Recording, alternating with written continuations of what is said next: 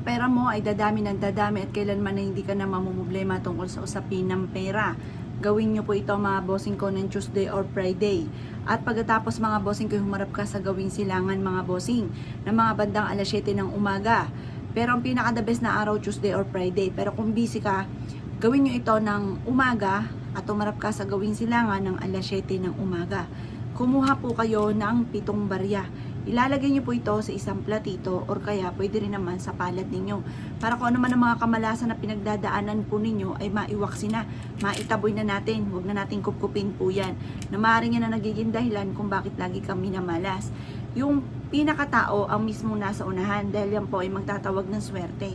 7 piso ang kailangan po natin mga bossing upang sa ganon ay maka-attract tayo ng swerte. Ito pa mga bossing ko ay hindi ka na mangungutang pa dahil ang pera mo ay imbis na nauubos ay madadagdagan na madadagdagan. Pero bagamat kayo ay gumagasto, syempre imposible na hindi po ay nauubos. Ito ay hahatak na maraming pera. Kumaga, halimbawa ay piso ang inyo pong nagastos, ang darating sa inyo ay triple, yung mga ganon, or higit pa. Halimbawa lang po yun. Upang sa ganon, imbis po na nababawasan ay nadadagdagan na nadadagdagan. Nag-aalis po ito ng mga negative energy.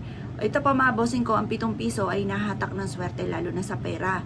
Ang kandila naman mga bossing ko sa ibabaw ng ating palad o sa may platito ay makakatulong upang sa ganon magkaroon ng liwanag ang ating pong mga wishes. Ito po yung liwanag na ating buhay tungo sa ating tagumpay. Ngayon pa mga bossing ko, ito ay kung gusto nyo lamang sa may palad para very powerful panghigop ng swerte. Kaya ang gagamitin yung kandila, yung ganitong malapad. Pero kung maninipis lang yung kandila ninyo, aba ayan na po itutulo sa inyo pong palad at maaaring ikaw ay masaktan. Kaya sa platito nyo yun ilalagay. Pero yung ganito mga bossing ko na malapad ay pwede po yan sa ating pong palad. Para lahat ng ating mga mahahawakan, yan po ay yan dulot ay swerte. Para mawala na yung mga kumapito ko na kamalasan sa buhay natin. Ang silver mga bossing ko ay nagtataboy ng mga negative energy. Ang silver mga bossing ko lalo na't ang barya ay mabisang humahatak ng pera. Ito pa mga bossing, nakikita nyo po yung kandila ko na akala mo'y sumasayaw-sayaw. Yan po mga bossing ko ay good sign po yan. Pero kapag ang kandila ay nag-o-off, wala naman pong hangin or basta na lang siya nag-o-off, negative sign po yun. Pero huwag ka malulungkot. Kaya nga po natin itong ginagawa upang sa ganon ay maalis ko naman ang mga negative energy na pinagdadaanan.